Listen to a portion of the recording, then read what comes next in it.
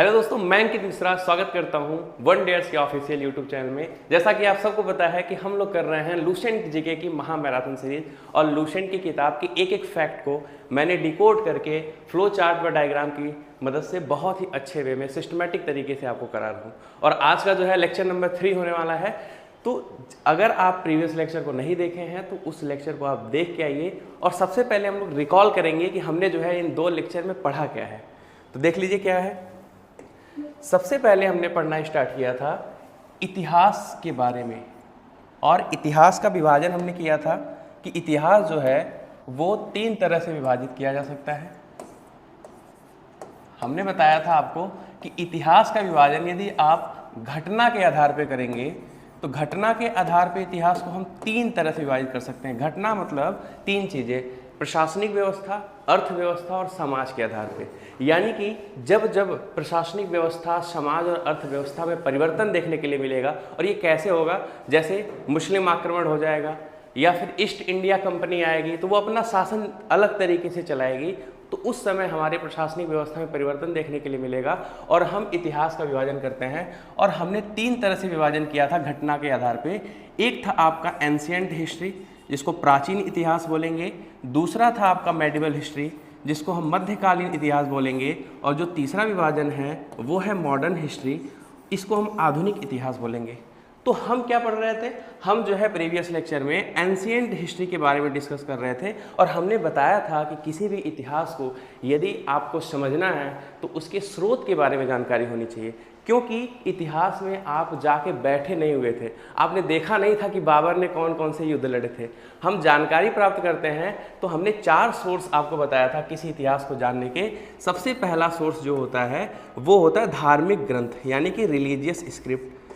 बहुत सारी ऐसी किताबें आपको देखने के लिए मिलेंगी, जैसे वेद हो गया, जैसे बौद्ध साहित्य में आपको जातक कथाएं देखने के लिए मिलेंगी। तो इन सभी धार्मिक ग्रंथ से हमें क्या पता चलता है कि वहाँ का समाज कैसा था। धर्म के बारे में तो जानकारी मिलती है, लेकिन वहाँ के समाज, रहन सहन के बारे में जानकारी हमें रिलीजियस स्क्रिप्ट से मिलती है। दूसरा हमने बताया था आपको हिस्टोरिकल स्क्रिप्ट, यानी कि बहुत से ऐसे लेखक हैं जिन्होंने इतिहास के बारे में किताबें लिखी हैं। जैसे हमने जो है मेगस्थनीज के बारे में पढ़ा था, हमने जो है राजतरंगिणी के बारे में पढ़ा था। मेगस्थनीज ने इंडिका लिखा है, राजतरंगिणी एक ऐसी किताब है जिसमें कश्मीर का इतिहास मिलता है, जिसको कलहंड ने लिखा है। तो ये सारी चीज़ें हिस्टोरिकल स्क्रिप्ट में आती हैं। और हमने प्रीवियस वीडियो में ये भी डिस्कस कर चुका है कि फॉरेन राइटर भी बहुत सारे आए हुए हैं हमारे यहाँ, तो फॉरेन रिकॉर्ड भी, उससे भी हमें बहुत ही ऑथेंटिक जानकारी मिलती है। क्योंकि जाहिर सी बात है, विदेश का यदि कोई आएगा तो वो जो भी लिखेगा तो जहाँ तक जो है ज़्यादातर सच ही चीज़ें लिखेगा।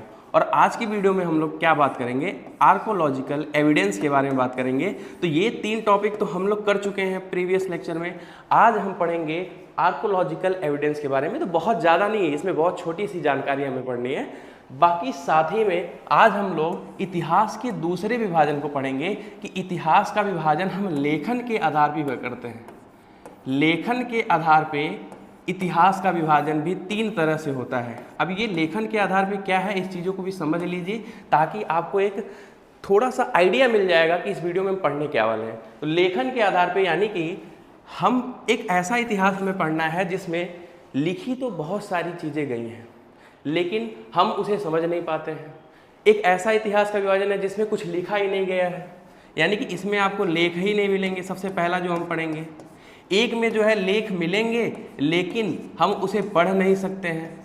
और जो तीसरा विभाजन है उसमें लेख भी मिले हुए हैं और उसे हम पढ़ भी सकते हैं। यानी कि हम 3 तरह से विभाजन करेंगे। तो इसको हम प्रागैतिहासिक काल बोलेंगे, इसको हम आध्य ऐतिहासिक काल बोलेंगे, और इसे हम जो है आधुनिक इतिहास यानी कि ऐतिहासिक काल बोलेंगे।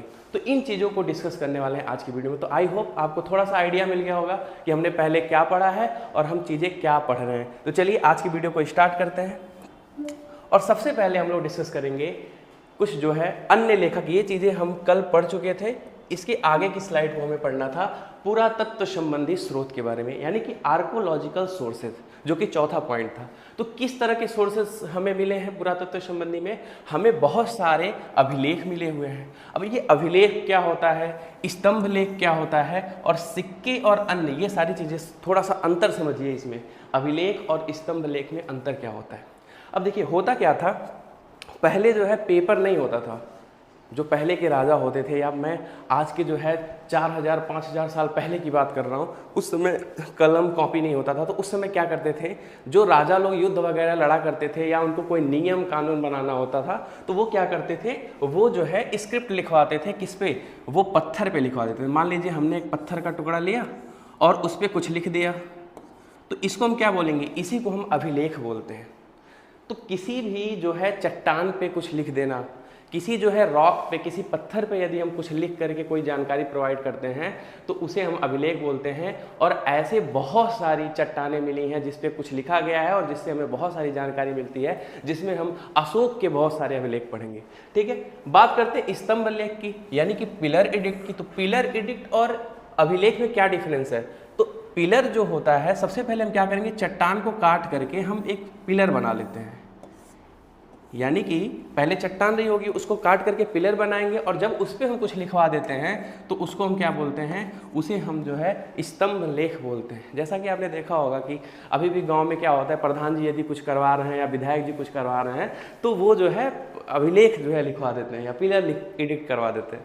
तो वहाँ से हमें जानकारी जो है मिलती है। बहुत सारे ऐसे स्तंभ लेख और अभिलेख मिले हैं। और साथ ही में हम लोग देखेंगे सिक्के और अन्य के बारे में जानकारी मिलेगी। जैसे कि एक सिक्का मिला हुआ है जिसपे जो है समुद्रगुप्त बीड़ा बजाते हुए आपको देखने के लिए मिलेगा। तो उससे हमें पता चलेगा कि उस समय जो समुद्रगुप्त था वो संगीत प्रेमी था।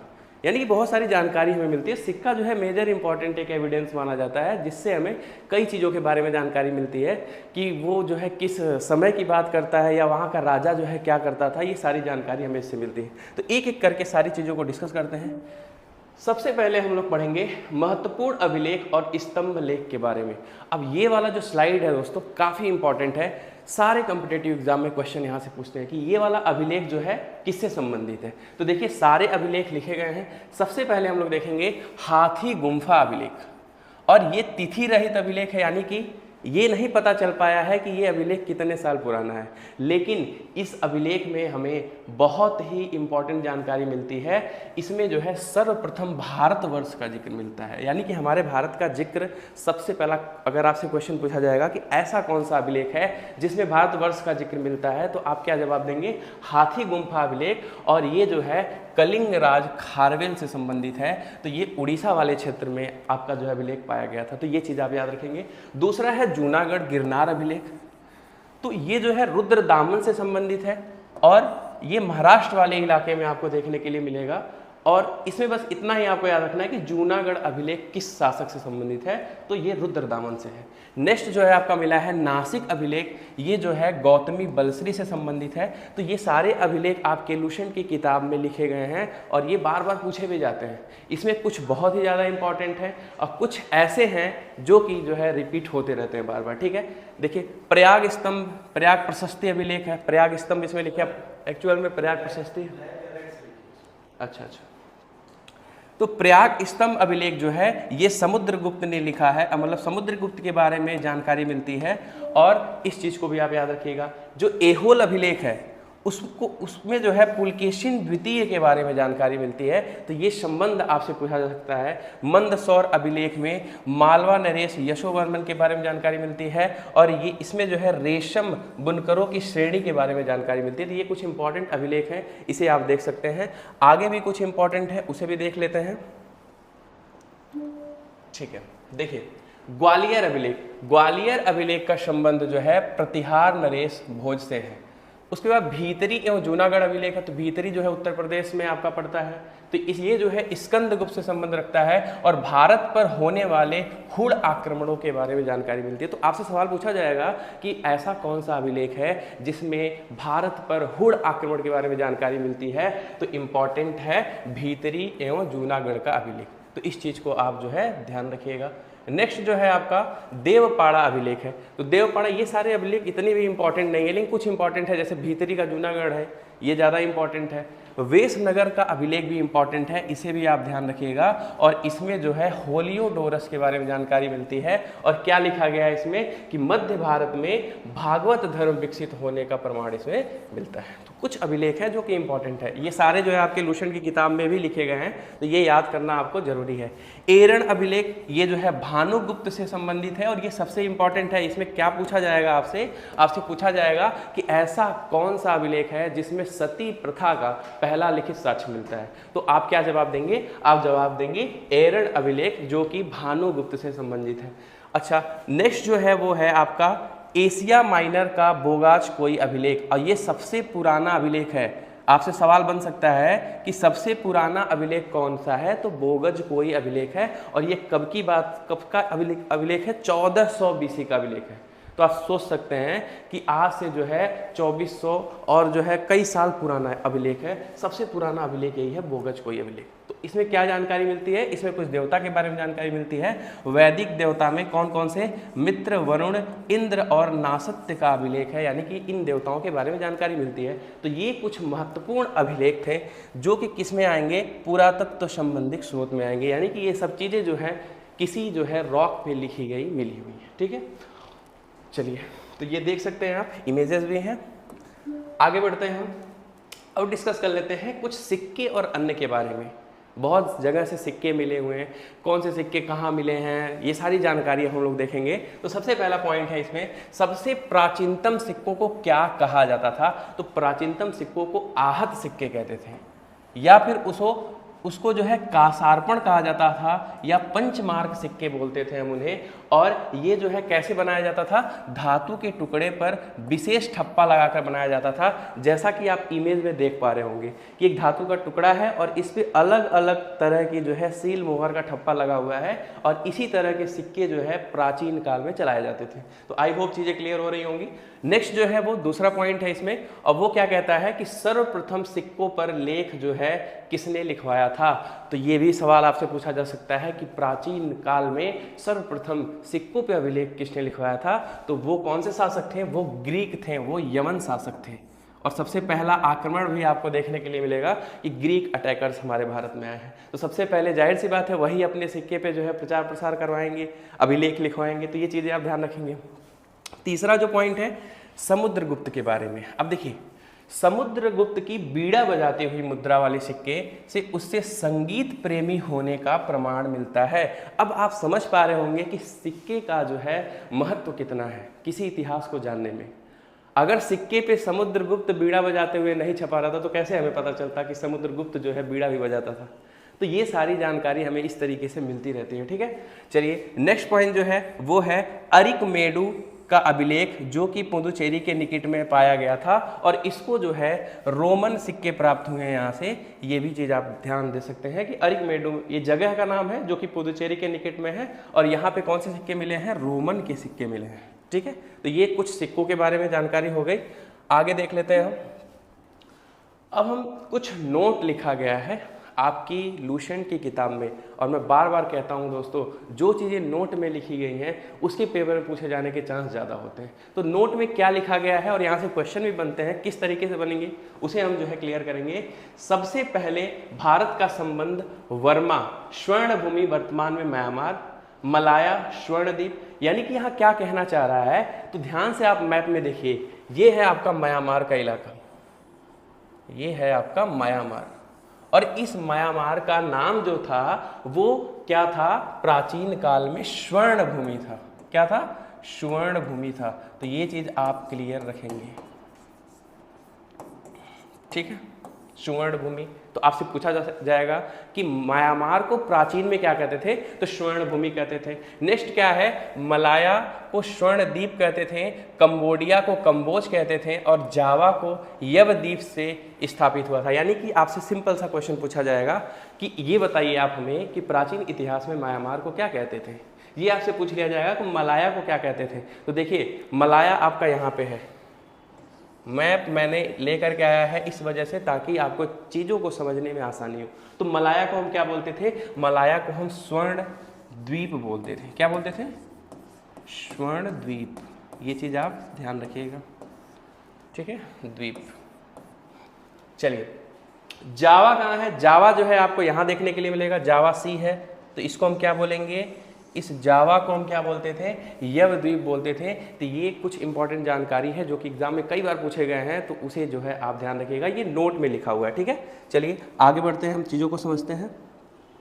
और अब हम लोग बात करेंगे चैप्टर 2 की। अभी तक हमने चैप्टर 1 कंप्लीट किया। चैप्टर 1 में हमने क्या क्या देखा? एंशिएंट हिस्ट्री को देखा, उसके जो है टोटल पार्ट देखे हमने, और उसको समझने का प्रयास किया कि किस तरह से हम कुछ सोर्स की मदद से हम इतिहास को समझ सकते हैं। अब हम दूसरा चैप्टर स्टार्ट करेंगे और यहाँ पे हम देखेंगे कि इतिहास को लेखन के आधार पे किस तरह से हम डिवाइड करते हैं, लेखन के आधार पे चीज़ों को किस तरह से व्यवस्थित किया गया है। मैंने बहुत ही सिस्टमेटिक तरीके से चीज़ों को समझाने की कोशिश की है। जैसा कि आप पीपीटी में देख सकते हैं, ऐसी चीज़ें आपको लुसेंट की किताब में देखने के लिए नहीं मिलेगी।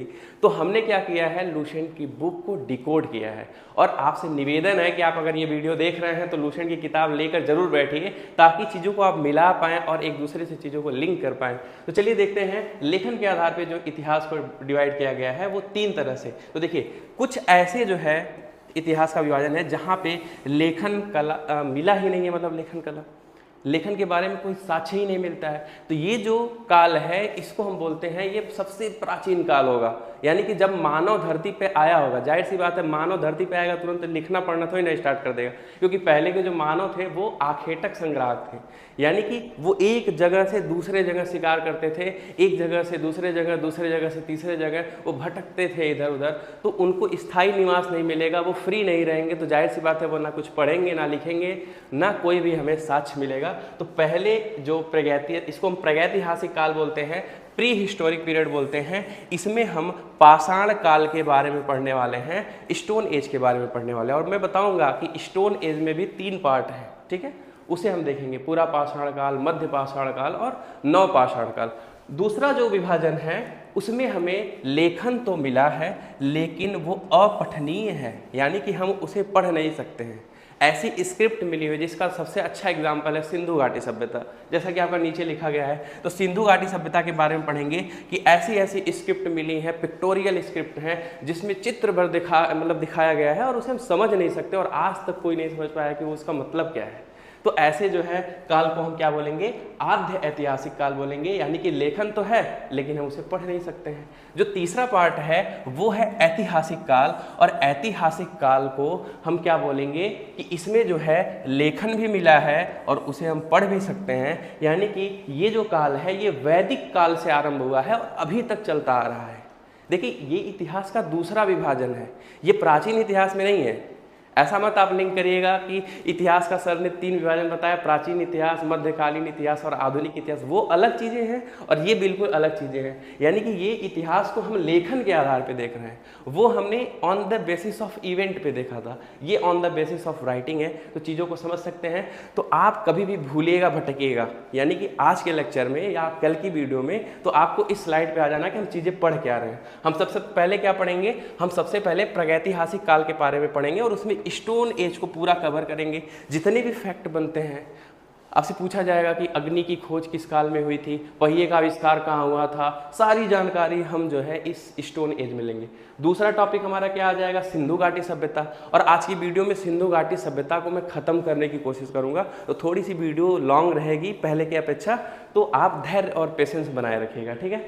तीसरे में हम बात करेंगे वैदिक काल के बारे में और वहाँ से पूरा इतिहास फिर स्टार्ट होगा, ठीक है। तो चीज़ों को आप लिंक कर पा रहे होंगे, समझ पा रहे होंगे किस तरीके से हम आगे बढ़ने वाले हैं। तो सबसे पहले स्टार्ट करते हैं हम प्रागैतिहासिक काल को समझने की, और बहुत ही डीपली और सिस्टमैटिक तरीके से मैं चीज़ों को समझाने वाला हूँ। एक भी प्रश्न इससे बाहर नहीं जाएगा। हाँ, काफ़ी डीपली है जानकारी, सारी चीज़ें इंपॉर्टेंट नहीं है, जो चीज़ें इंपॉर्टेंट रहेंगी वो मैं मार्क कर दूंगा कि बच्चा ये इंपॉर्टेंट है, इसे पढ़ लो, ठीक है। तो सबसे पहले स्टार्ट करेंगे हम कुछ साक्ष्य के बारे में जानकारी लेंगे कि प्रागैतिहासिक काल में कुछ एविडेंस मिले हुए हैं। आखिर कैसे पता चलेगा कि ये प्राचीन इतिहास की बात हो रही है। और आपको मैं बताऊंगा कि पहले इंसान नहीं था, वो क्या था, वो एक कपी था, यानी कि पहले बंदर था, फिर जो है बंदर और मानव दोनों के उसके अंदर सेंस आए, फिर वो जा करके मानव बना। ये सारी चीज़ों को हम समझते हैं, ठीक है। तो देखिए ध्यान से, सबसे पहला पॉइंट इसमें है ज्ञानी मानव। अब देखिए यहाँ ज्ञानी मानव, क्योंकि एक ऐसी ही स्पेसीज है जो कि बहुत ही ज़्यादा टैलेंटेड है, वो कौन है? मानव है। ठीक है, तो इनको हम क्या बोलते हैं? होमो सैपियंस बोलते हैं। ये काफ़ी बार एग्जाम में पूछा गया, तो साइंस का क्वेश्चन हो गया। का प्रवेश इस धरती पर आज से लगभग 30 या 40 हजार वर्ष पूर्व हुआ था। ये जानकारी आप याद रखिएगा। ठीक है, अच्छा, दूसरा पॉइंट क्या कह रहा है कि भारत का प्राचीनतम मानवाभ कपि था। यानी कि देखिए, सबसे पहले हम मानव नहीं थे, हम क्या थे? हम एक बंदर प्रजाति के थे। ठीक है, उसके बाद हमारे अंदर जो है दोनों गुण आ गए। क्या क्या के? बंदर प्लस मानव के। उसके बाद क्या हुआ? बंदर प्लस मानव से हम किस में कन्वर्ट हो गए? मानव में कन्वर्ट हो गए। मैं समझने के लिए मैं आपको बता रहा हूँ कि किस तरीके से जो है आगे चीज़ें बढ़ी हैं। तो जब हम बात कर रहे हैं ऐप की, यानी कि हम जब हमारे अंदर बंदर के अंश थे, तब हम 30-40 हज़ार वर्ष पहले आए हुए थे। अभी क्या है, जो भारत का प्राचीनतम है, यानी कि जब हमारे अंदर बंदर और मानव दोनों के जो है सेंस थे, तो उसको हम क्या बोलते थे? उसको मानवाभ कपि बोलते थे, या उसको हम ओल्डेस्ट ह्यूमन ऐप बोलते थे। और ये जो है श्वेत गिबन असम में रहते थे। यानी कि आपसे पूछा जा सकता है कि जो ओल्डेस्ट ह्यूमन ऐप पाए गए हैं, जिनके साक्ष्य मिले हुए हैं, वो कहाँ से मिले हुए हैं? सबसे पहले वो असम में मिले हुए हैं। तो ये चीज़ आपसे पूछा जा सकता है। ठीक है, अच्छा, भारत में मनुष्य का प्रथम प्रमाण अगर आपसे पूछ ले तो वो नर्मदा घाटी पे मिला हुआ है। यानी कि ऐसा बताया जाता है कि नर्मदा घाटी पे सबसे पहले मानव का प्रमाण मिला है। यानी कि भारत में सबसे पहले नर्मदा घाटी पे मानव रहा करते थे। नेक्स्ट पॉइंट क्या है? Robert Bruce foot. ये इंपॉर्टेंट है, इस चीज़ को जब मैं बोल रहा हूँ इंपॉर्टेंट है, तो उस चीज़ को आप ध्यान रखिएगा। आपसे पूछा जा सकता है रॉबर्ट ब्रूस फुट, इनके बारे में क्या पूछा जाएगा? पूछा जाएगा भारत में पूरा पाषाण कालीन औजारों की खोज किसने की थी? और सबसे पहला जो औजार था इनका, वो था कुल्हाड़ी। ठीक है, तो आपसे पूछा जा सकता है कि सबसे प्राचीनतम पूरा पाषाण कालीन में औजारों की खोज किसने की थी? तो नाम क्या था इनका? Robert Bruce foot. तो आप एक बार ध्यान रखिएगा इसे। ठीक है, अच्छा, पूरा पाषाण काल के जो औजार थे वो पत्थर से बने हुए थे, और इसीलिए हम बोलते हैं इसको स्टोन एज।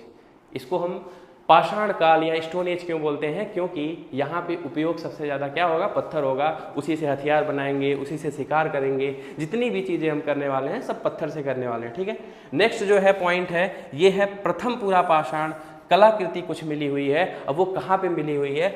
पल्लवरम में मिली हुई है, जो कि तमिलनाडु में है। ये क्या मैं बता रहा हूँ? ये एविडेंस बता रहा हूँ, जिसके माध्यम से हम बताते हैं कि आखिर पता कैसे चलता है। तो ये कुछ साक्ष्य मिले हुए हैं जिससे आप समझ पाएँ कि हाँ वाकई में चीज़ें मिली हुई हैं। ठीक है, छठवां पॉइंट क्या है? भारत का प्राचीनतम नगर कौन सा है? तो सबसे प्राचीनतम नगर अगर आपसे पूछेगा तो मोहनजोदड़ो है, जिसको हम मृतकों का टीला बोलते हैं, यानी कि माउंड ऑफ द डेड बोलते हैं मोहनजोदड़ो को। तो इस चीज़ को भी आप ध्यान रखिएगा। तो ये कुछ एविडेंस थे जिससे हमें पता चलते हैं कि मानव किस तरीके से आया था। चलिए चीज़ों को आगे बढ़ाते हैं, और अब हम लोग समझते हैं प्रागैतिहासिक काल के, पाषाण काल के बारे में, स्टोन एज के बारे में। तो आप देख सकते हैं कि कितने सुव्यवस्थित तरीके से चीज़ों को डिज़ाइन किया गया है। तो सबसे पहले हम क्या पढ़ेंगे? पूरा पाषाण काल पढ़ेंगे, और हम पढ़ेंगे नव पाषाण काल, और इन दोनों में अंतर भी समझेंगे। मध्य पाषाण काल में ये दोनों चीज़ें आएंगी, जो चीज़ें पूरा पाषाण काल में हो रही हैं वो मध्य पाषाण काल में भी होंगी, और वहीं से चीज़ें नव पाषाण काल। तो सबसे ज़्यादा इंपॉर्टेंट है हमें पैलियोलिथिक एज को समझना, और तीसरा है नियोलिथिक एज को समझना। यानी कि पूरा पाषाण और नव पाषाण, इन दोनों में मैं आपको समझाऊंगा किस तरह से कृषि का सबसे बड़ा रोल है। किसी भी मनुष्य के जो है व्यवस्था में चेंज होने का सबसे बड़ा रोल कृषि का है। इस चीज़ों को मैं बहुत अच्छे तरीके से समझाने वाला हूँ। तो सबसे पहला पॉइंट यहाँ पे देखेंगे कि मानव जो था ना पूरा पाषाण काल में, वो आखेटक संग्राहक था, वो हंटर गैदरर था। जैसा कि मैंने बताया कि वो एक जगह शिकार करता था, दूसरे जगह जाता था, दूसरे जगह से वो तीसरे जगह जाता था। उसका कोई स्थायी निवास नहीं था, वो एक प्रकार का घुमक्कड़ था। एक जगह खाता था, दूसरे जगह शिकार करता था, दूसरे से तीसरे जगह, तीसरे से चौथे जगह। तो उसको हम क्या बोलते हैं? उसके लिए एक टर्म यूज किया जाता है जिसको हम हंटर गैदरर बोलते हैं, आखेटक संग्राहक बोलते हैं। अब मैं आपसे बोल दूं दोस्तों कि जो बच्चे इंग्लिश माध्यम से हैं, जो इंग्लिश मीडियम से हैं, उनके लिए ये वीडियो काफ़ी इंपॉर्टेंट है। क्यों? क्योंकि जो लुसेंट की किताब आती है इंग्लिश वर्जन की, वो इतने सिस्टमेटिक वे में नहीं लिखी गई है जितने सिस्टमेटिक वे में हिंदी की किताब लिखी गई है।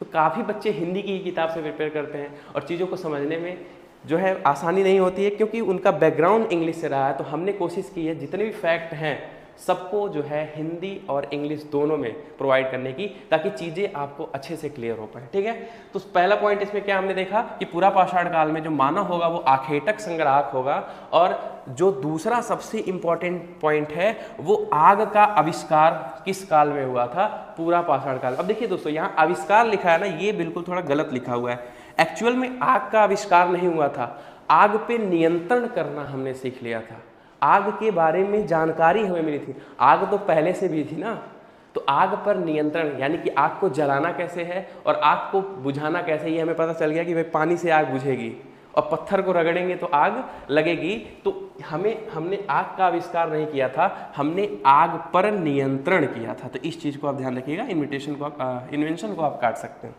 तो आई होप चीज़ें क्लियर हो गई होंगी। पूरा पाषाण काल किसे कहते हैं, अब हम समझ लेते हैं नौ पाषाण काल में क्या चीज़ें हुई थी। तो सबसे पहला चीज जो कि सबसे ज़्यादा इंपॉर्टेंट है, पहिए का आविष्कार हुआ।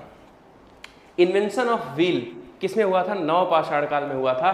कृषि का आविष्कार, इन्वेंशन ऑफ एग्रीकल्चर, जो कि सबसे बड़ा जो है प्रमाण है ये कृषि का आविष्कार, इससे सब कुछ चेंज हो जाएगा। ठीक है, और तीसरा जो है इसमें आपको स्थायी निवास देखने के लिए मिलेगा। चौथी चीज़ें पशुपालन भी स्टार्ट हो जाएगा, और सबसे पहला जानवर जो है वो कुत्ता बनाया गया था। इसके पीछे भी एक छोटी सी कहानी है, उसे मैं समझाना चाहूँगा कि आखिर सबसे पहला जानवर कुत्ता ही क्यों बनाया गया, ये चीज़ें भी हम समझेंगे। लेकिन थोड़ा सा पहले हम ये समझ लेते हैं कि कृषि के आने से चीज़ें क्या क्या होंगी। इस चीज़ को हम थोड़ा सा समझने की कोशिश करते हैं। तो देखिए ध्यान से समझिएगा, जब हम स्टार्टिंग में आए यानी कि पूरा पाषाण काल में आए तो हुआ क्या, जितने भी लोग थे, जैसे मान लीजिए कि एक ए परिवार है, इसमें जो है 5 जो है सदस्य हैं। अब इनका काम क्या है, इनका काम एक ही है कि भैया एक जगह जाओ, शिकार करो, भोजन बनाओ, खाओ, फिर दूसरे जगह जाओ, शिकार करो, भोजन बनाओ, खाओ। भाई भोजन तो बनाने आता नहीं था इनको, तो वैसे ही कच्चा मांस ही खाते थे। यानी कि ये चारों जो परिवार है ना, ये चारों बिजी रहेंगे किसमें, शिकार करने में, भोजन खाने में। शिकार क्योंकि इनका एक ही काम है, सिर्फ खाना है और पेट पूजा करनी है और काम चलाना, बस यही काम है उनका। तो यहाँ पे लोग फ्री नहीं रहेंगे, कोई भी व्यक्ति फ्री नहीं रहेगा। और यदि हमें किसी चीज़ का इन्वेंशन करना है, किसी चीज़ का आविष्कार करना है, तो उसके लिए फ्री होना बहुत ज़रूरी है। यदि आप किसी चीज़ की तैयारी कर रहे हैं तो उसके लिए आपको टाइम देना पड़ेगा। बिना टाइम दिए आप किसी भी चीज़ को क्लियर नहीं कर सकते हैं। तो यहाँ पे हमें विशेष कोई इन्वेंशन देखने के लिए नहीं मिलेगा। वही हम बात करते हैं नौ पाषाण काल में, तो वही नौ पाषाण काल में यदि एक फैमिली है, उसमें 5 लोग हैं या 4 लोग हैं, जितने भी सदस्य हैं उससे कोई मतलब नहीं है, हमें चीज़ों को समझना है। तो वहाँ पे क्या होगा, ये जो है कृषि करना स्टार्ट कर देंगे। अब कृषि के लिए क्या होगा, इनका एक घर बनाएंगे। सबसे पहले भाई खेत में एक घर बनाएंगे, ये खेत है मान लीजिए, खेत में इन्होंने घर बना लिया। अब घर बनाएंगे तो इसमें से ये जो 3 लोग हैं ये तो खेती में इन्वॉल्व रहेंगे, लेकिन एक को थोड़ा बहुत टाइम मिलेगा, थोड़ा बहुत फ्री हो रहेगा, और वो जो है नई नई चीज़ें फिर इन्वेंट करेगा। क्यों, क्योंकि खाली दिमाग शैतान का घर, वो कुछ ना कुछ सोचता रहता है। जब खाली दिमाग रहेगा तो चीज़ों को, तो इसीलिए पहिए का आविष्कार हुआ। तो धीरे धीरे यहाँ से टेक्नोलॉजी बढ़ती चली जाएगी और हमारा जो निवास होगा वो स्थायी होता चला जाएगा। और यहाँ से एक और बहुत बड़ा चेंज देखने के लिए मिलेगा आपको, वो क्या, वो जो है यहाँ पे जो है सभ्यताओं का निर्माण होगा, यहाँ पे जो है सिविलाइजेशन का निर्माण होगा। कब, जब परमानेंट सेटलमेंट होगा, स्थायी निवास होगा। तो आई होप आप चीज़ों को क्लियर कर पा रहे होंगे और चीज़ों को समझ पा रहे होंगे कि किस तरह से कृषि के आ जाने से चीज़ें जो हैं बदल गई। अगर कृषि नहीं आती, या कोई भी आप देश देख लीजिए, सबकी अर्थव्यवस्था कृषि पर ही निर्भर है। कृषि एक बहुत इंपॉर्टेंट फैक्ट है जो कि ये डिसाइड करता है कि वहाँ की सभ्यता कैसी होगी। अगर सिविलाइजेशन का निर्माण होगा तो उसके पीछे का कारण कृषि ही होगा, क्योंकि कृषि से ही स्थायी निवास होता है और जो है धीरे धीरे सिविलाइजेशन का निर्माण होगा। और आगे हम पढ़ेंगे कि इंडस वैली सिविलाइजेशन, सिंधु घाटी सभ्यता, वहाँ पे जो है कितने सिस्टमैटिक तरीके से जो है नगर विकास किए गए थे, ग्रिड पद्धति से वहाँ पे जो है नालियाँ बनाई गई थी। तो सारी चीज़ें हम डिस्कस करेंगे। तो ये कहीं ना कहीं किसकी देन है, कृषि की। तो आई होप चीज़ें क्लियर हो गई होंगी आपको। अब हम आगे बढ़ते हैं और कुछ और इम्पॉर्टेंट पॉइंट को डिस्कस करते हैं इनके रिगार्डिंग। ठीक है, तो कुछ कृषि और औजार मिले हुए हैं, जो जैसे तीसरा फैक्ट है। हमने पहले फैक्ट में क्या बताया, एविडेंस के बारे में बताया। दूसरे फैक्ट में हमने समझाया कि प्रागैतिहासिक काल को किस तरह से डिवाइड कर रहे हैं, स्टोन एज को समझा। तीसरे में हम समझेंगे कुछ कृषि और औजार के बारे में, यानी कि कृषि में सबसे पहले हम किसको, हमने जो है किस जो है अनाज को बोया सबसे पहले, हम देखेंगे कौन सा औजार सबसे पहले मिला, किस धातु का बना हुआ था। ये सारे प्रश्न पूछे जाते हैं आपके कंपटीशन एग्जाम में। लेकिन उसके पहले एक छोटी सी कहानी है कि हमने सबसे पहले कुत्ते को क्यों ही पाला। तो देखिए, कुत्ता बहुत वफादार होता है। होता क्या था कि जब हम एक जगह से दूसरे जगह शिकार करते थे तो मांस तो इकट्ठा बहुत होता था, तो सारे मांस हम खा नहीं पाते थे, कुछ मांस जो है हम फेंक देते थे। तो कुत्तों को पता चला कि हम यदि मनुष्य के पीछे भागेंगे तो हमको जरूर मांस मिलेगा। तो वो क्या करने लगे, वो मनुष्य के पीछे ही चलने लगे। और इससे मनुष्य का भी फायदा था, क्योंकि कुत्तों की नाक भी मतलब बहुत तेज होती है, चीज़ों को वो बहुत तेजी से सूंघ लेते हैं और एक तरह से जो है मनुष्य की रक्षा का भी काम करते थे। तो ये एक छोटी सी कहानी है जो कि इसमें लुसेंट में नहीं है, मैं अपने तरीके से आपको बताया हूँ कि क्यों ही जो है कुत्ता पहला जानवर बना था। ठीक है, तो ये चीज़ें हमने पढ़ी। अब हम समझ लेते हैं कि सबसे पहले जो है किस औजार का यूज किया गया था, किस धातु का यूज किया गया था, कहाँ पे वो चीज़ें पाई गई थी। यहाँ से क्वेश्चन बनते हैं एग्जाम में, इस चीज़ों को समझ लेते हैं। तो सबसे पहले कृषि और औजार का जो आविष्कार हुआ था वो हुआ था नवपाषाण काल में, न्यूलिथिक एज में, यानी कि न्यू स्टोन एज में हुआ था। और सबसे पहले जो औजार था वो किसका बना हुआ था, तांबे का बना हुआ था, कॉपर का बना हुआ था। तो इस चीज़ को ध्यान रखिएगा कि नवपाषाण काल में किस धातु का यूज करते थे हम, तांबे का। और ये भी पूछा जा सकता है सबसे पहली धातु कौन सी यूज की जाती थी, तो वो आप जवाब देंगे तांबा। सिंधु घाटी सभ्यता पढ़ेंगे, उसको हम कांस्य युगीन सभ्यता बोलते हैं, ब्रॉन्ज एज बोलते हैं। तो वहाँ ब्रॉन्ज का हम कांस्य का जो है यूज करेंगे। यहाँ पे हम किसकी बात कर रहे हैं, तांबे की बात कर रहे हैं।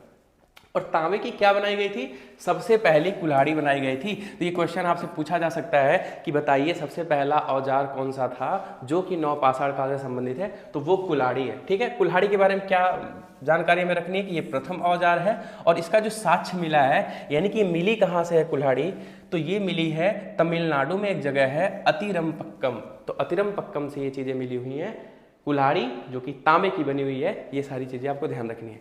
अब पूछा जाएगा आपसे कि भैया बताओ प्रथम फसल कौन सी थी, ऐसा कौन सा जो है फर्स्ट क्रॉप था जो कि बोया गया था या उगाया गया था सबसे पहले, तो वो कौन है, वो है गेहूं और जौ। क्या है, गेहूं और जौ। और गेहूं को हम ज़्यादा प्रेफरेंस करेंगे, ज़्यादा मात्रा में गेहूं उगाया गया था नवपाषाण काल में। इसका जो साक्ष्य है वो कहाँ से मिलता है, काफ़ी इंपॉर्टेंट है, मेहरगढ़ से मिलता है, जो कि प्रेजेंट में पश्चिमी बलूचिस्तान में पड़ता है, एक पाकिस्तान में पड़ता है। ठीक है, बलूचिस्तान पाकिस्तान में ही है, तो ये चीज़ आप ध्यान रखिएगा, मेहरगढ़ में पड़ता है। प्रथम साक्ष्य मिला हुआ है गेहूं और जौ का। ये सवाल पूछे गए हैं, तो इस चीज़ को आप ध्यान रखिएगा। जो और मोस्ट इंपॉर्टेंट क्वेश्चन है, कई बार एग्जाम में पूछा गया है कि कोल्डिहवा उत्तर प्रदेश से हमें किसका साक्ष्य मिला है प्राचीन इतिहास में, तो हमें चावल का साक्ष्य मिला हुआ है। इस चीज को भी आप ध्यान रखिएगा। अब और भी जो चीजें हैं उसे हम आगे बढ़ते हैं। यहाँ से 2-3 क्वेश्चन बनेंगे, उस चीज को आप ध्यान रखिएगा। सबसे पहला औजार कुल्हाड़ी, सबसे पहला जो है फसल गेहूं और जौ। तीसरा प्रश्न बनेगा कि चावल का साक्ष्य जो है वो किस जगह से मिला है, तो कोल्डिहवा उत्तर प्रदेश। तो चलिए हम नेक्स्ट स्लाइड पे चलते हैं और भी चीज़ों को आसान बनाते हैं और डिस्कस करते हैं। अब देखिए, ये हमने एक स्लाइड बनाई है आपके लिए जो कि लुसेंट की किताब में ठीक इसी तरह से मेंशन है। ये मैं ये नहीं कहूँगा काफ़ी इंपॉर्टेंट है, आप इस चीज़ को स्किप भी कर सकते हैं, बस एक बार चीज़ों को देख लीजिए कि किस क्षेत्र में हमें किस तरह के बर्तन देखने के लिए मिले हैं। ठीक है, तो मालवा के क्षेत्र में हमें काला तथा लाल बर्तन का उपयोग देखने के लिए मिला है। बुर्ज होम में हमें ग्रे कलर के बर्तन देखने के लिए मिलेंगे। जोखे में जो है लाल कलर के। तो ये बहुत ज़्यादा नॉट टू मच इंपॉर्टेंट, आप इस चीज़ों को बस एक बार रीड कर सकते हैं और हम चीज़ों को आगे बढ़ा लेते हैं। ठीक है, तो आप इसको सिर्फ एक बार रीड कर लीजिएगा। ठीक है, ये आपकी लुसेंट की किताब में है, लेकिन यहाँ से क्वेश्चन बहुत ही कम बने हुए हैं। अच्छा, अब कुछ नोट है, इस चीज को आप देख लीजिए। तो नोट में क्या लिखा गया है कि भारतीय नागरिक सेवा के अधिकारी रिजले प्रथम व्यक्ति थे। अब देखिए, जब मैं बोल रहा हूं नोट है तो इंपॉर्टेंट है, ये भी ध्यान रखिएगा। पूछा जाएगा आपसे कि ऐसे कौन से व्यक्ति प्रथम थे भारतीय नागरिक की सेवा के अधिकारी थे, तो उनका नाम क्या था, रिजले था। इन्होंने क्या किया था, इन्होंने प्रथम बार वैज्ञानिक आधार पर भारत की जनसंख्या की प्रजाति विभेदीकरण किया था। तो आपसे पूछा जा सकता है कि ऐसे कौन से व्यक्ति थे जिन्होंने सबसे प्रथम बार जो है जनसंख्या का विभेदन किया था, यानी कि जनसंख्या को मेजर करने का काम किया था, प्रजाति विभेदन किया था, वो कौन है, रिजले हैं। तो ये ध्यान रखिएगा, ठीक है, ये इंपॉर्टेंट में है। चलिए अब चीज़ों को आगे बढ़ाते हैं और चीज़ों को समझने की कोशिश करते हैं। अब देखिए, अब जो हमारी नेक्स्ट अध्याय है चैप्टर 3, वो है सिंधु घाटी सभ्यता। हमने 2 चैप्टर कंप्लीट कर लिए। पहले चैप्टर में हमने देखा एंशिएंट हिस्ट्री के बारे में, उसका जो है किस तरह से सोर्सेज हैं वो उसको देखा। चैप्टर 2 में हमने देखा कि इतिहास को हम लेखन के आधार पे किस तरह से बांटते हैं, और उसने हमने पहला पार्ट देखा कि पाषाण काल को हम किस तरह से समझेंगे। अब जो उसका दूसरा पार्ट है वो है इंडस वैली सिविलाइजेशन।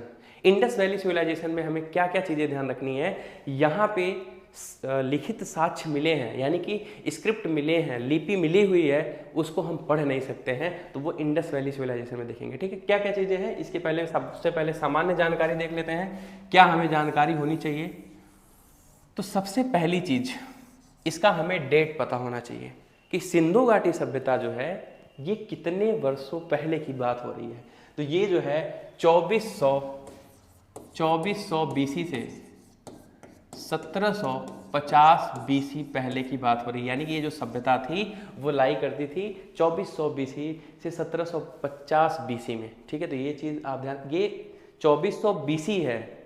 अगर आप डेट की बात करेंगे, हम पूछे आपसे कितने साल पहले की बात हो रही है, तो 2400 बीसी में 2000 और ऐड कर देंगे आप, तो 4400 यानी 4500 साल पहले की बात हो रही है लमसम में अगर देखा जाए तो, यानी कि 4500 5000 साल पहले ये सभ्यता हुआ करती थी, सिंधु घाटी सभ्यता, जिसके बारे में आज डिस्कस करेंगे और हम चीज़ों को समझेंगे कि ये सभ्यता किस तरह से नष्ट हो गई, उसका क्या मेजर कारण रहा नष्ट होने का। और मैं बता दूं आपको, अगर आप ये वीडियो देख रहे हैं तो अगर सिंधु घाटी सभ्यता में पढ़ा रहा हूँ तो इससे बाहर कोई भी ऐसा क्वेश्चन नहीं है जो आप जवाब ना दे पाओ। किसी भी एग्जाम में पूछा गया सारे प्रश्न जो है इसमें आपको मिल जाएंगे। हमने बहुत ही सिस्टमेटिक तरीके से चीज़ों को समझाने का प्रयास किया है, और अगर आपको ये मेहनत पसंद आ रही है तो आप अपना सपोर्ट दिखा सकते हैं, लाइक कमेंट शेयर जो भी, अगर आपको अच्छा लग रहा हो तो आप कर सकते हैं। ठीक है, तो सामान्य जानकारी में सबसे पहला हमें पॉइंट देखना है कि ये जो है इतने साल पहले यानी कि 2400 बीसी और 1750 बीसी की बात चल रही है। ये एग्जैक्ट डेट तो नहीं बता सकते, हम लगभग में ही डेट बता सकते हैं। ठीक है, दूसरा पॉइंट हमें देखना है कि यहाँ पे जो है लिखित साक्ष्य मिले हैं, यानी कि जो लेख हैं वो तो मिले हैं लेकिन हम इसको पढ़ नहीं सकते हैं, और हम इसको अगर पढ़ नहीं सकते हैं तो इसी वजह से इसका नाम क्या है, आद्य ऐतिहासिक काल है। क्या नाम है इसका, आद्य ऐतिहासिक काल है। तो इस चीज को हम ध्यान रखेंगे। तीसरा पॉइंट हम क्या ध्यान रखेंगे कि इस जो है सिंधु घाटी सभ्यता में सबसे ज्यादा कांस्य धातु का यूज हुआ है। किस धातु का यूज हुआ है, कांस्य, यानी कि ब्रॉन्ज का एज हुआ है, और इसी वजह से इसका नाम क्या पड़ता है, इसका नाम पड़ता है ब्रॉन्ज एज सिविलाइजेशन, यानी कि कांस्य युगीन सभ्यता बोलते हैं इसी वजह से। नेक्स्ट जो पॉइंट हमें ध्यान रखना है कि यहाँ के जो मुख्य निवासी हैं वो कौन है, वो द्रविड़ है। तो ये सारे पॉइंट आपके लिखे भी गए हैं, ध्यान दीजिए।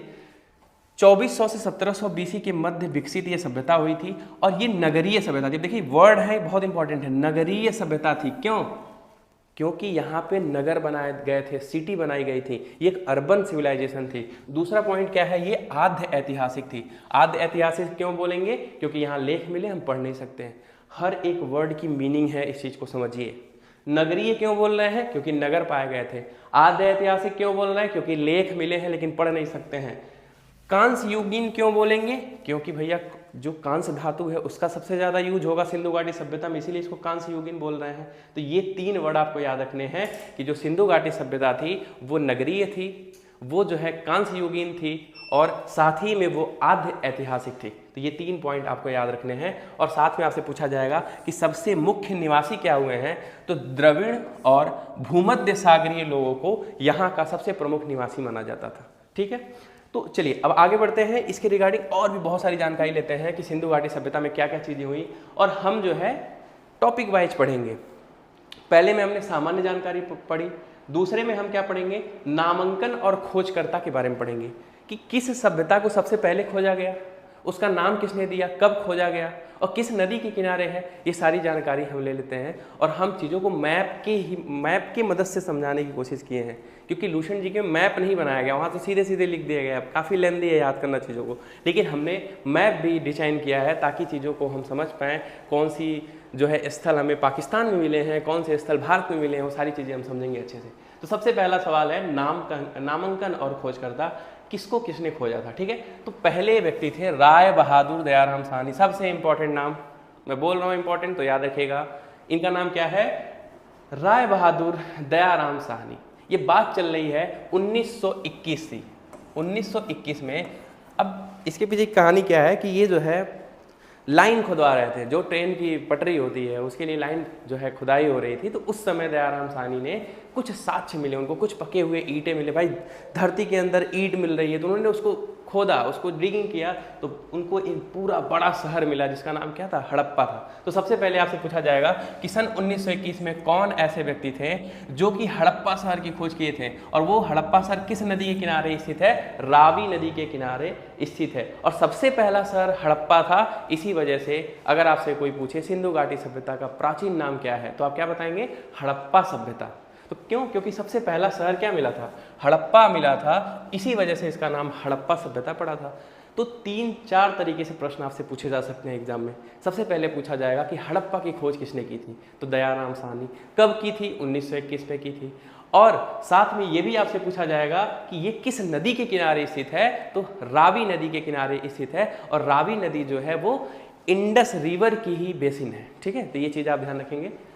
आगे बढ़ते हैं, चीज़ों को समझते हैं। अब दूसरे व्यक्ति राखल दास बनर्जी, ज़्यादा नहीं, एक ही साल के बाद की बात है। 1921 में जो है दयाराम साहनी ने डिस्कवरी की, और एक साल बाद हम आ जाते हैं 1922 में।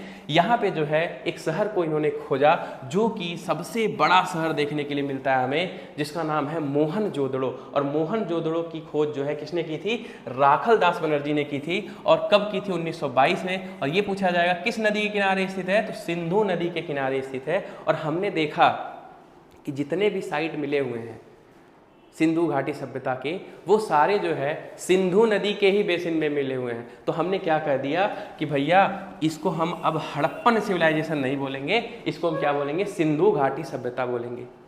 तो हाँ ठीक है, तो देखते हैं इसका नाम सिंधु घाटी सभ्यता क्यों पड़ा। तो आप चीज़ों को समझ पा रहे होंगे कि जितने भी शहर खोजे गए सब सिंधु नदी के किनारे खोजे गए थे, इसी वजह से इसका नाम क्या पड़ा, सिंधु घाटी सभ्यता पड़ा। तो आई होप चीज़ें आपको क्लियर हो पा रही होंगी। अच्छा, अब कुछ चीज़ें समझिए ध्यान से दोस्तों। हमारे भारत में तो सिंधु घाटी सभ्यता चल रही थी, इंडस वैली सिविलाइजेशन चल रही थी हमारे देश में, लेकिन उसी समय दूसरे देश में, कौन से देश में, ईरान में। कहाँ, ईरान में। ईरान में जो है एक सभ्यता चल रही थी जिसको हम मेसोपोटामिया का सभ्यता बोलते हैं। क्या बोलते हैं, मेसोपोटामिया का सभ्यता बोलते हैं। तो ये चीज़ समझिए। अब मेसोपोटामिया का सभ्यता है, उसी समय पे है, तो जाहिर सी बात है इस सभ्यता से इस सभ्यता में व्यापार होगा। अच्छा, उसी समय पे एक और सभ्यता थी जो कि मिस्र में थी, जिसको हम क्या बोलते हैं, मिस्र की सभ्यता बोलते हैं। इजिप्ट, कहाँ पे थी ये, इजिप्ट में थी, तो हम इजिप्शियन सिविलाइजेशन बोलेंगे। यानी कि 3-4 सभ्यताएं उसी समय विकसित थी जब सिंधु घाटी सभ्यता थी। इसके साक्ष्य कैसे मिलते हैं, कुछ हमें सिक्के मिले हुए हैं, कुछ सील मिली हुई हैं, जिससे हमें जानकारी मिलती है। और ऐसा बताया जाता है कि मेसोपोटामिया सभ्यता में जो इंडस वैली सिविलाइजेशन थी उसके लिए हम मेलुआ शब्द का प्रयोग देखने के लिए मिलता है। यानी कि ये हड़प्पा नाम तो हमने दिया ना, बाद में 1921 में हड़प्पा नाम दिया गया, 1922 में या फिर बाद में जाके पता चला कि भाई सारे शहर सिंधु नदी किनारे हो रहे हैं तो सिंधु घाटी सभ्यता नाम दे दिया गया। लेकिन पहले क्या इसका नाम सिंधु घाटी सभ्यता था, नहीं। इतिहास में सिंधु घाटी सभ्यता को अब पता तो यही चला है कि मेसोपोटामिया वाले जो थे वो क्या बोलते थे, मेलुहा शब्द का। तो ये काफ़ी इंपॉर्टेंट हो जाता है प्रश्न कि किस सभ्यता को मेलुहा शब्द से बुलाया गया है। सिंधु घाटी सभ्यता को किसने बोला था, मेसोपोटामियन के अभिलेख में हमें देखने के लिए मिला है, इंस्क्रिप्शन ऑफ द मेसोपोटामियन में चीज़ों में देखने के लिए। तो आई होप आपको चीज़ें क्लियर हो रही होंगी। तो ये देखिए, ये सर जॉन मार्शल हैं, अब इनके बारे में भी देख लेते हैं। दयाराम साहनी हैं, ये राखल दास बनर्जी हैं, फोटो देख सकते हैं कितने मासूम से लग रहे हैं ये। चलिए आगे चीज़ों को बढ़ाते हैं और चीज़ों को समझने की कोशिश करते हैं। अब हम देख लेते हैं दोस्तों विस्तार के बारे में, एक्सपेंशन के बारे में देख लेते हैं। जैसा कि आपको पता होगा, हम भारत के बारे में जब पढ़ते हैं तो उसका दक्षिणतम बिंदु पढ़ते हैं इंदिरा पॉइंट, उसका जो है सबसे हम उत्तर बिंदु पढ़ते हैं यानी कि नॉर्दर्न पॉइंट पढ़ते हैं इंदिरा कॉल। उसी तरह से जो आपके वेस्टर्न पॉइंट है, उसी तरह से आपके ईस्टर्न पॉइंट है। तो ठीक उसी तरीके से सिंधु घाटी सभ्यता में भी जो है आपसे पूछा जा सकता है कि सबसे वेस्टर्न, पूछा जा सकता है कि पूछा ही जाता है, इंपॉर्टेंट है ये चीज़, कई बार पूछा गया है कि इंडस वैली सिविलाइजेशन का सबसे ईस्टर्न पॉइंट क्या होगा, साउदर्न पॉइंट क्या होगा, वेस्टर्न पॉइंट क्या होगा। ठीक है, तो ये सारी जानकारी हमें लेना बहुत जरूरी है। तो देखिए इंडस वैली, अभी हम इसको मैप से भी समझेंगे, पहले हम इसको ऐसे ही फ्लो चार्ट से पढ़ लेते हैं, फिर हम मैप पे जाएंगे, ठीक है, ताकि चीज़ें और अच्छे से क्लियर होंगी। तो ये जो है आपका, ये है आपका साउथ, ठीक है, ये है आपका ईस्ट, ये है आपका नॉर्थ और ये है आपका वेस्ट। ये सब तो आपको पता ही है। चलिए, तो सिंधु घाटी सभ्यता में सबसे जो ईस्ट साउथर्न पॉइंट था वो क्या था? वो था दाइमाबाद। बहुत इंपॉर्टेंट है, याद रखिएगा। और ये प्रेजेंट टाइम में महाराष्ट्र के अहमदाबाद में है, सॉरी अहमदनगर में है, सॉरी अहमदाबाद नहीं अहमदनगर में है, महाराष्ट्र के दाइमाबाद में पड़ता है। और ये किस नदी के किनारे है? गोदावरी नदी के किनारे। रट लो भाई, इसे रट लो, आप इसको नहीं छोड़ सकते हो। ये जितने भी चारों पॉइंट्स हैं इसको आपको रट लेना है, क्योंकि किसी न किसी एग्जाम में बनने वाले हैं प्रश्न। तो सबसे जो है साउदर्न पॉइंट यानी कि दक्षिणतम बिंदु वो दाइमाबाद है। उस समय इसको मतलब ये नाम तो है, ये जगह का नाम है दाइमाबाद, ये इंडस वैली सिविलाइजेशन का नाम है। मतलब दाइमाबाद जो है ये इंडस वैली सिविलाइजेशन का नाम है। और ये प्रेजेंट में जो है अहमदनगर महाराष्ट्र में स्थित है, गोदावरी नदी किनारे। सबसे ईस्टर्न पॉइंट क्या है? ये है आलमगीरपुर। तो आलमगीर नहीं है, आलमगीरपुर है, ठीक है, इसको सही कर लीजिएगा। आलमगीरपुर है और ये प्रेजेंट में मेरठ उत्तर प्रदेश में है, हिंडन नदी के किनारे है। तो इस चीज़ को आप ध्यान रखिएगा कि जो ईस्टर्न पॉइंट है वो आलमगीरपुर है। नॉर्दर्न पॉइंट जो है वो है मांडा, जो कि जम्मू कश्मीर में है और ये चेनाब नदी के किनारे स्थित है। इस चीज़ को भी आप ध्यान रखिएगा। जो सबसे वेस्टर्न पॉइंट है वो है सुतकांगडोर, जो कि बलूचिस्तान में है, दास्क नदी पर ये प्रेजेंट है। अब इन चीज़ों में देखिए ध्यान से, जो नॉर्दर्न, ईस्टर्न और साउथर्न पॉइंट है ये हमारे भारत में ही स्थित है। कहाँ पे है ये भारत में स्थित है। जम्मू मांदा हो गया, आलमगीरपुर हो गया, दाइमाबाद हो गया। लेकिन ये जो पॉइंट है ये जो है आपके पाकिस्तान में आपको देखने के लिए मिलेगा। कहाँ देखने के लिए मिलेगा? पाकिस्तान में, जो कि एक जगह है बलूचिस्तान, दास्क नदी के किनारे है, सुतकांगडोर। तो ये चीज़ें आप ध्यान रखिएगा, ठीक है। ये मतलब अफगानिस्तान से सटे हुए है ये बलूचिस्तान। तो इस चीज़ को ध्यान रखिए, काफ़ी इंपॉर्टेंट स्लाइड है, इस चीज़ को आप स्किप नहीं कर सकते हैं, तो मिला लीजिएगा। अब इसको जरा हम समझ लेते हैं मैप पे कि चीज़ें कहाँ कहाँ पे हैं। तो देखिए ध्यान से, सबसे पहले सिंधु सभ्यता का विस्तार। तो देखिए ये हमारी इंडस वैली सिविलाइजेशन है। ये जो मैं ड्रा कर रहा हूँ ये है आपकी इंडस वैली सिविलाइजेशन, ठीक है। तो ये है आपका इंडस वैली सिविलाइजेशन। अब इसके विस्तार को हम देख लेते हैं, ठीक है। ये है आपका इंडस वैली सिविलाइजेशन। अब इसमें समझते हैं कि जाहिर सी बात है ये जो पॉइंट होगा ये आपका साउदर्न पॉइंट होगा। ये जो पॉइंट होगा ये आपका कौन सा पॉइंट होगा? ये जो है साउदर्न पॉइंट होगा। तो इस साउदर्न पॉइंट का नाम यानी कि जो दक्षिणतम बिंदु है उसका नाम क्या है? दाइमाबाद है, आप देख सकते हैं। और ये जो एरिया है आपका ये महाराष्ट्र वाला एरिया है, ठीक है। ये आप देखिए ये आलमगीरपुर आपको यहाँ देखने के लिए मिलेगा। ये क्या है? आपका ईस्टर्न पॉइंट है। तो आलमगीरपुर जो है ये कहाँ पे है? ये आपका जो है उत्तर प्रदेश है, यानी कि ये जो एरिया है आपका ये यूपी वाला एरिया है, तो यूपी में आलमगीरपुर है। मांडा आप देखेंगे तो मांडा आपको यहाँ देखने के लिए मिलेगा। और वहीं आप देख सकते हैं जो है सुतकांगडोर, तो ये जो है इस यहाँ पे आपको देखने के लिए मिलेगा। तो देखिए ध्यान से, ये पाकिस्तान में ही जगह है, यानी कि ये जो है अफगानिस्तान से सटे हुए हैं, ठीक है। अफगानिस्तान आपका ये रहा और पाकिस्तान ये है, तो पाकिस्तान में ही आपको देखने के लिए मिलेगा या कोने पे, ठीक है, सुतकांगडोर। तो आई होप मैप से आप चीज़ों को क्लियर कर पा रहे होंगे किस तरीके से जो है इसका एक्सपेंशन हुआ है, ठीक है। अब आगे बढ़ते हैं और कुछ और स्थल हैं उन्हें भी समझने की कोशिश करते हैं। चलिए देखते हैं, 6 सबसे बड़े नगर पाए गए हैं और उस 6 सबसे बड़े नगर को भी हम देख लेते हैं कि उन नगर में कौन कौन से सबसे इंपॉर्टेंट नगर थे। तो 6 सबसे इंपॉर्टेंट थे, उसका नाम, वो किस नदी किनारे पाया गया है, वो जानकारी आपको होनी चाहिए। तो सबसे पहले जो है हम समझते हैं कि यह एक नगरीय सभ्यता थी, यानी कि यहाँ पे सिटी पाए गए थे जिसमें 6 सबसे बड़े हैं। पहला है मोहनजोदड़ो, दूसरा हड़प्पा है, तीसरा क्या है आपका? तीसरा जो है आपका गढ़वारी वाला है, ठीक है। चौथा है धौलावीरा, पांचवा है राखीगढ़ी और छठा जो है वो है कालीबंगन। तो ये 6 जो है इंपॉर्टेंट सिटी यानी कि प्रमुख महानगर पाए गए थे जो कि इंडस वैली सिविलाइजेशन में पाए गए थे। ये आप देख सकते हैं स्क्रिप्ट है। ये कैसी स्क्रिप्ट है? ये पिक्टोरियल स्क्रिप्ट है। इन चीज़ों को देख के हम कुछ समझ नहीं सकते हैं, बस समझ में ही नहीं आ रहा है लिखा क्या है, आखिर किस चीज़ को जो है दर्शाना चाहते हैं। यहाँ से तो समझ में आ रहा है ये कुत्ते की बात कर रहे हैं, यानी कि ये बता सकते हैं कि भाई ये लोग जो है डॉग से ज़्यादा प्रेम करते थे, यानी कि कुत्ते जो है इनके भी जो है साथ रहा करते थे, तो यहाँ से ये जानकारी मिलती है। मतलब कुछ चीज़ें हम समझ नहीं सकते हैं कि इन्होंने लिखा क्या है, ठीक है। यहाँ से आपको देखने के लिए मिल रहा है कि भाई ये किसी इंसान को डिनोट करता होगा, ये एक औजार को डिनोट कर रहा है, मतलब ऐसे थोड़ी बहुत चीज़ें समझ सकते हैं हम। और ये देखिए आपको किस तरीके से जो है नगर बनाए गए हैं, कितने सुव्यवस्थित तरीके से। तो ये क्या है, आपका स्नानागार है, मैं आपको अभी इस चीज़ों को समझाऊंगा, ठीक है। तो ये 6 बड़े नगर हैं।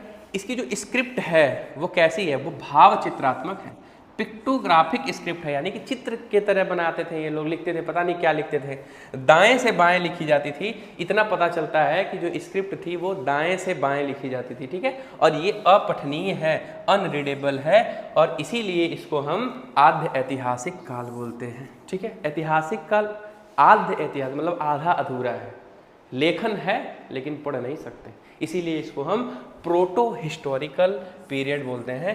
ये चीज़, ये नाम कैसे पड़ा होगा आप चीज़ों को समझ पा रहे होंगे, ठीक है। अब हम कुछ इम्पॉर्टेंट जितने भी हैं उन सभी स्थल को देख लेते हैं। ये देखिए आप इस चित्र को देख सकते हैं किस तरीके से जो है इसमें जो है कुबड़ वाले सांड की भी जिक्र किया गया होगा। ये देखिए आपका ये कुबड़ वाले सांड हैं, यहाँ आपको तरह तरह की सील आपको देखने, स्वास्तिक के चिन्ह जो है काफ़ी मिले हुए हैं। ये सारे जो है साक्ष्य, ये सारे साक्ष्य जो है आपको इंडस वैली सिविलाइजेशन से मिले। देखिए ये स्वास्तिक के हैं, ठीक है। तो ये सारी चीज़ें आप देख सकते हैं किस तरह से हाथी वगैरह के भी साक्ष्य, मतलब पिक्चर हमें देखने के लिए मिले हैं। पता नहीं हाथी होती थी कि नहीं होती थी, तभी बने होंगे। अब ये जो है आपका सबसे इम्पॉर्टेंट है। अब जो ध्यान से समझिए, इसका हम कलर चेंज कर लेते हैं। ये चीज़ें जल्दी याद नहीं होती हैं, तो इसको हम याद करने के लिए, याद कैसे करें भाई, इसको याद कैसे करें इसे आखिर हम, ये जो है ना, ये 12 जो नाम लिखे गए हैं ये आपके लूसेंट की किताब में है, जैसा कि आप देख ही पा रहे हैं, ये फोटो ही लूसेंट की किताब का है।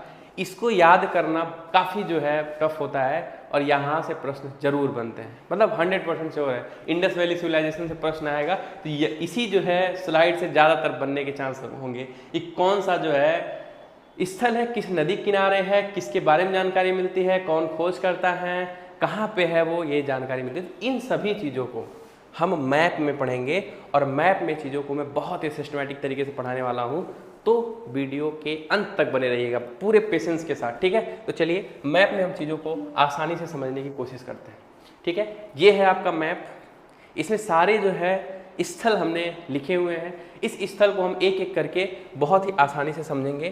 थोड़ा सा स्लाइड को आगे बढ़ाते हैं और चीज़ों को समझने का प्रयास करते हैं। तो सबसे पहले ध्यान दीजिए, हमारा यहाँ भारत क्या है, भारत में जो है, भारत में कौन कौन से स्थल हैं, और भारत के अलग अलग मतलब जो है पाकिस्तान में कौन कौन से स्थल हैं, तो उसके लिए हमें भारत की बाउंड्री देखनी पड़ेगी। तो ये है आपकी भारत की बाउंड्री, तो ये ध्यान से देखिए, ये रहा आपका भारत, ठीक है, ये है भारत। मतलब इस लाइन के इधर भारत है, और इस लाइन के इधर आपको क्या देखने के लिए मिलेगा, पाकिस्तान देखने के लिए मिलेगा। हम चीज़ों को समझेंगे, भारत में कौन कौन से स्थल पाए गए हैं और पाकिस्तान में कौन कौन से स्थल पाए गए हैं। तो ध्यान से देखिएगा, और बहुत ही इंपॉर्टेंट स्लाइड है, इस चीज़ों को समझिएगा और इस मैप को बार बार बनाइएगा तो चीज़ें याद हो जाएंगी। तो देखिए, सबसे पहले हम बात करेंगे हड़प्पा के बारे में। किसके बारे में बात करेंगे, हड़प्पा के बारे में बात करेंगे। और ध्यान से देखिए कि ये आपकी क्या है, ये आपकी सिंधु नदी है। ये जो नदी आ रही है ये सिंधु नदी है, इसको हम जो है रेड से बना लेते हैं। ये आपकी क्या है, ये सिंधु नदी है, आ रही है जो, ठीक है। इस सिंधु नदी में एक नदी है इसकी जो सहायक नदी है, इसको हम रावी नदी बोलते हैं, और ये हड़प्पा जो है रावी नदी के ही किनारे खोजा गया था।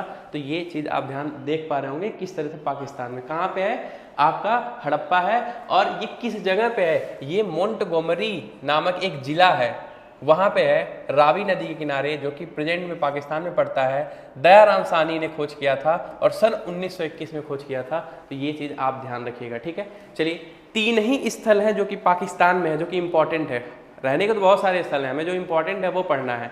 हम बहुत सारा अपने दिमाग में नहीं रख सकते हैं, जो लूसेंट की किताब में लिखा गया है वही चीज़ों को पढ़ेंगे हम बस।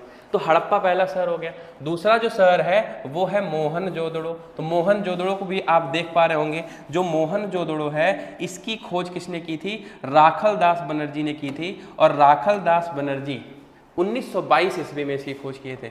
ये पूछा जाएगा कि मोहनजोदड़ो किस जिले में स्थित है पाकिस्तान के, तो पाकिस्तान का लरकाना जिला है वो जो है पाकिस्तान में, और सिंधु नदी के किनारे देख सकते हैं आप, यही तो है आपकी सिंधु नदी, यही है ना सिंधु नदी, तो ये आपका मोहनजोदड़ो देखने के लिए मिलेगा। आगे बढ़ते हैं तो चनहूदड़ो भी है, वहीं थोड़ा सा और आगे आएंगे तो चनहूदड़ो आपको देखने को मिलेगा। चनहूदड़ो के बारे में क्या जानकारी आपको याद रखनी है कि इसके जो खोज करता है वो गोपाल मजमूदार है, नॉट टू मच इंपॉर्टेंट, ये नहीं पूछा जाएगा आपसे। ये आपसे पूछा जाएगा कि किस जगह है, तो सिंध प्रांत में है और ये पाकिस्तान में पड़ता है, सिंधु नदी के ही किनारे स्थित है। तो दो स्थल सिंधु नदी किनारे स्थित हैं, मोहनजोदड़ो और चनहूदड़ो, ये दोनों स्थल जो है सिंधु नदी किनारे हैं। हड़प्पा जो है वो रावी नदी किनारे स्थित है, आप चीज़ों को देख पा रहे होंगे। तो ये तीन जो है स्थल हैं जो कि पाकिस्तान में है प्रेजेंट टाइम में, जो कि सबसे ज़्यादा इंपॉर्टेंट है। ठीक है, अब हम बात करेंगे भारत के बारे में। तो भारत में सबसे पहले हम देखेंगे धौलावीरा को। अब देखिए ये वाला इलाका क्या है, आप देख ही पा रहे होंगे धौलावीरा, ये गुजरात की बात हो रही है, ये गुजराती तो है आपका, तो धौलावीरा कहाँ पड़ेगा, ये जो है गुजरात में पड़ेगा और कच्छ के गुजरात में पड़ेगा। इसके जो है खोजकर्ता कौन है, रविंद्रनाथ शिष्ट, नॉट टू मच इंपॉर्टेंट, ये नहीं पूछा जाएगा आपसे, इतना डिटेल तो नहीं पूछा जाएगा। ठीक है, अगर आप पीसीएस वगैरह की तैयारी करेंगे तब जाकर के इतना डिटेल पूछा जा सकता है आपसे। अच्छा, नेक्स्ट जो दूसरा है वही गुजरात में ही है, जिसका नाम क्या है, लोथल। तो लोथल रंगनाथ राव द्वारा खोजा गया था, अहमदाबाद गुजरात में है और ये भोगवा नदी के किनारे है। ये ध्यान रखिएगा कि भोगवा नदी के किनारे लोथल आपको देखने के लिए मिलेगा।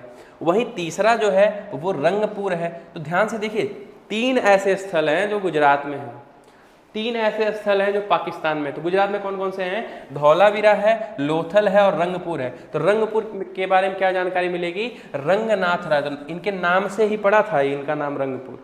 तो रंगनाथ राय रंगपुर कहाँ पे, ये काठियावाड़ गुजरात में है और किस नदी के किनारे है, मादर नदी के किनारे है। इस चीज को भी आप ध्यान रखिएगा। तो पाकिस्तान का देख लिया हमने, गुजरात का देख लिया।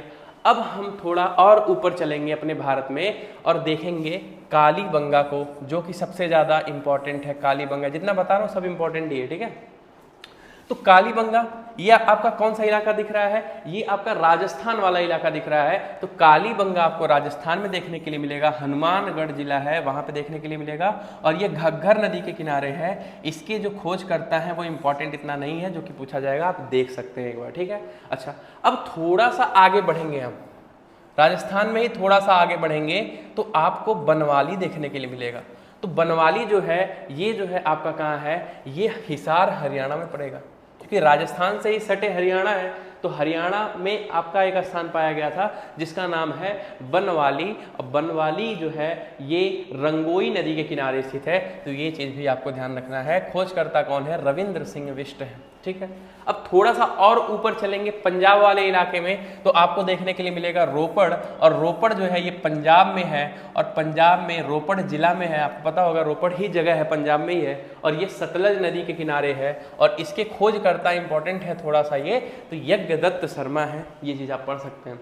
अच्छा, और ऊपर जाएंगे तो आपको मांडा देखने के लिए मिलेगा, ये जम्मू कश्मीर वाले इलाके में मिलेगा। इसके बारे में तो हम चीज़ें पढ़ ही लिए हैं मांडा के बारे में, ये सबसे जो है नॉर्दर्न पॉइंट है। तो ये चीज़ों को हम देख सकते हैं। तो किस तरीके से हमने आपको मैप में चीज़ों को समझाने की कोशिश की, ये चीज़ आप देख सकते हैं। सारे जितने भी इंपॉर्टेंट थे सबको हमने जो है मैप पे कवर कर दिया। ठीक है, थोड़ा सा मुझे 1 सेकेंड का टाइम दीजिएगा।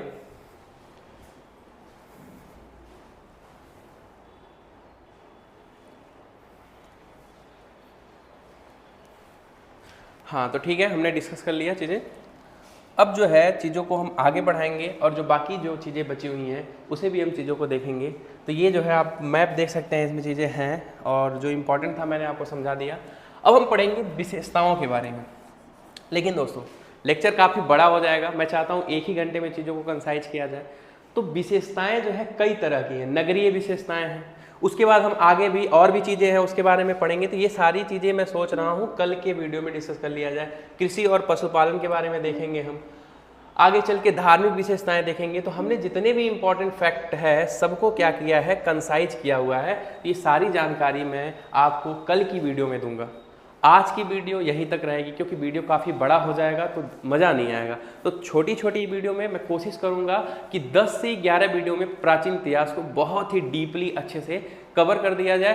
ताकि आप लूसेंट की किताब को हलवा बना सके, बहुत ही आसानी से पढ़ सके। तो आई होप आपको वीडियो काफ़ी पसंद आया होगा। अगर वीडियो अच्छा लगा है तो आप अपना सपोर्ट दे सकते हैं। और आपसे मैं एक बार फिर से निवेदन करता हूं दोस्तों कि इस वीडियो को देखने के बाद आप जो है किताब एक बार ज़रूर पढ़िएगा। इस वीडियो को देखिए, साथ में किताब को पढ़ेंगे तो आपको देखने के लिए मिलेगा कि चीज़ें किस तरह से मैंने कनेक्ट करने की कोशिश की है और इसको करने में काफ़ी मेहनत लगती है। ठीक है दोस्तों, लूसेंट में क्या है कि पहला पॉइंट का लिंक 8वें पॉइंट से है, मतलब चीज़ें लेंदी वे में लिखी गई हैं। एक पॉइंट ऐसा थोड़ी लिखा गया है कि यातायात कैसा था, एक ही में सब कुछ लिख दिया गया है। तो हमने क्या किया है, उसको ढूंढा है, खोज करके जो है एक पॉइंट को दूसरे पॉइंट से कनेक्ट करने की कोशिश की है। सारे पॉइंट्स आपको देखने के लिए मिलेंगे, बस इधर का उधर थोड़ा सा देखने के लिए मिल सकता है, लेकिन सारे फैक्ट को मैंने कवर किया है। तो आई होप आपको वीडियो अच्छी लगी होगी। अगर अच्छी लगी हो तो अपना प्यार और स्नेह दे सकते हैं। मिलते हैं नेक्स्ट वीडियो में पूरे जोश एनर्जी के साथ। तब तक के लिए जय हिंद, जय भारत। पढ़ते रहिए, बने रहिए। धन्यवाद।